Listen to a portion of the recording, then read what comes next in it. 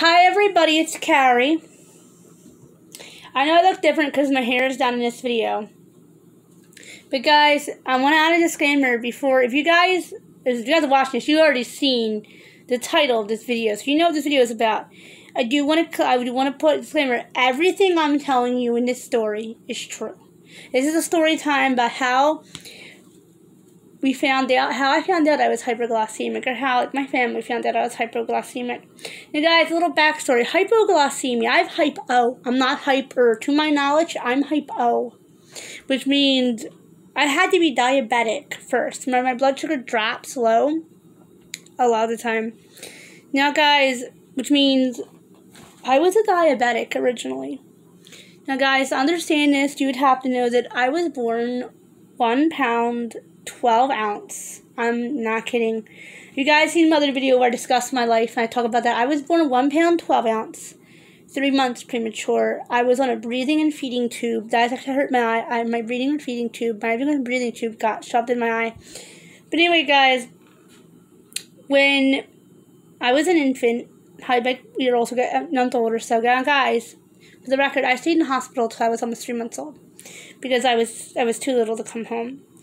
Now, I always talk about that I have a disability, and what my main disability that was the spark that started them all off was diabetes, the hyperglycemia.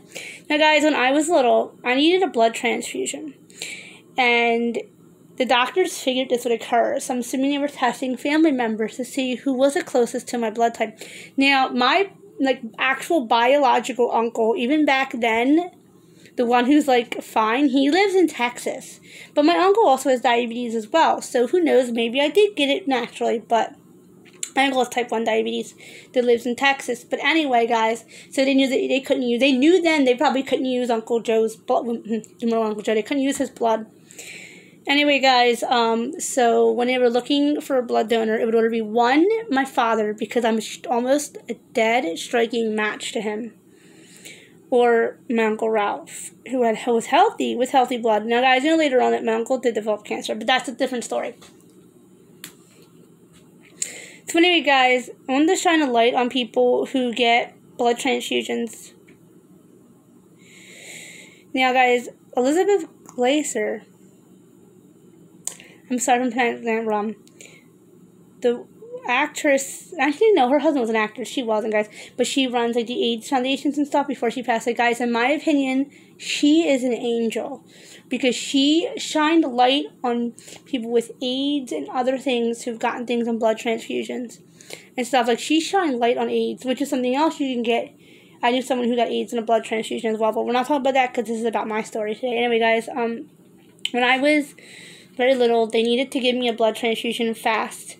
So my father did the paperwork. He signed it. He would be my donor because, hello, he's my father. He's the closest match. I needed blood.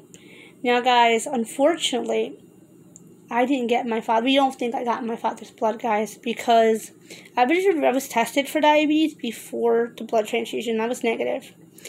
Afterwards, now I'm not going to say where I was born or anything else, so because I don't want to sue lawsuits. Anyway, guys,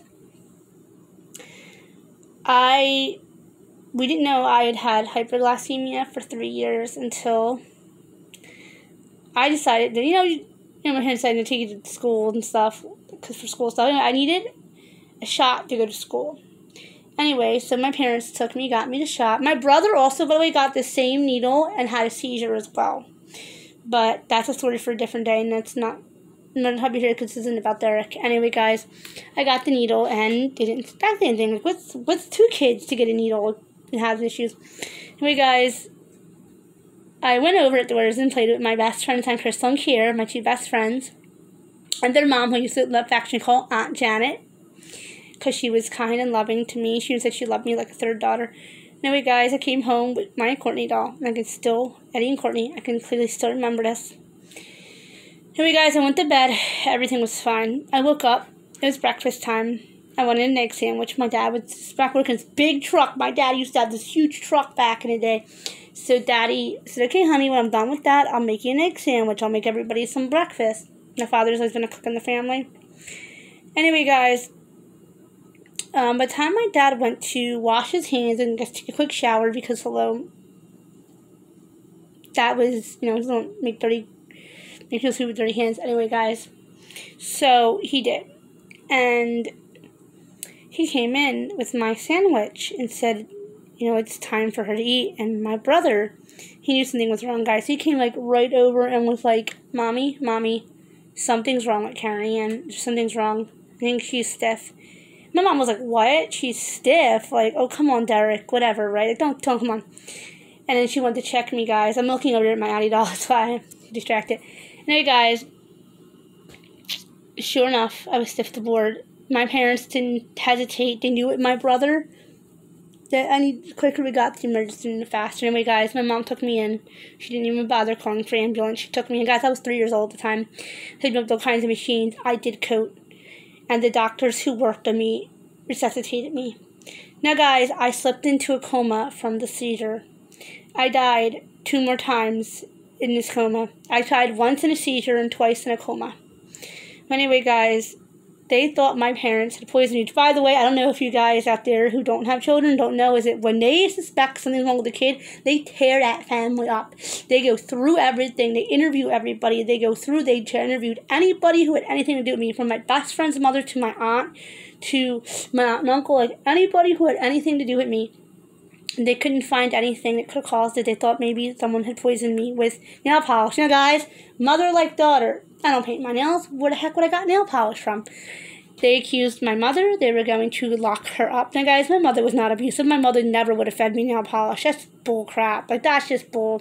My mother never painted her nails, and my mother wasn't even that feminine stuff. I'm that way, but she wasn't. Anyway, guys, they had decided to call poison control, which was the best thing the hospital ever did. They were calling poison control on to turn my parents in for neglect. Now, guys, I almost was taken away from my parents due to this, guys, and guess what? When a kid's life they think is endangered by a parent, they will come and take your kids. So they were about to start the process of taking Derek away from, which is my brother's code name, away from my parents, and thinking that they had done it. And as they were seriously cuffing my father in front of me, yes, guys, from a 3-year-old who had just woken up from a coma. I didn't even know who he was. Guys, I didn't even know that was my father. It was just I think God can't remember this, but my brother unfortunately can. And them coming in and saying, Mr. Surname, you're under arrest. They cuffed my father. And as they were doing that, poison control came in and said, let go of that man. He did not do this. Poison control saved my parents and said, you owe this family an apology. They did not. I understand, guys, they were doing their jobs. They did not poison that little girl. There's something much more sicker going on here. So they were like, what is it? What is it? Anyway, guys, they realized that I'd had hypoglycemia. Now, the difference hypo and hyper. Hyper is the opposite of diabetes. When your blood sugar spikes high, mine drops low. Anyway, guys, long story short, I had contracted diabetes from a blood transfusion, we think. Guys, I'm trying to time it.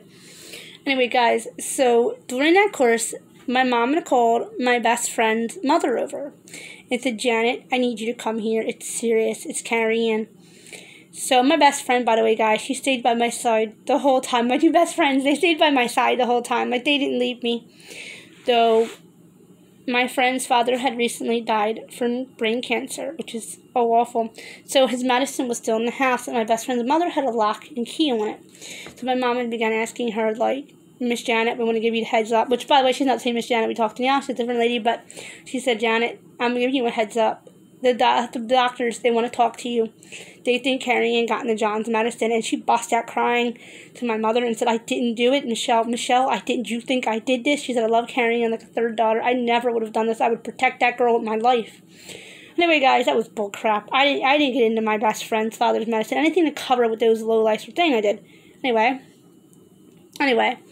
my best friend's mother went to the police, and she was like, I didn't do this to Carrie Ann. I want to be able to see her. I love that girl. Let me see her.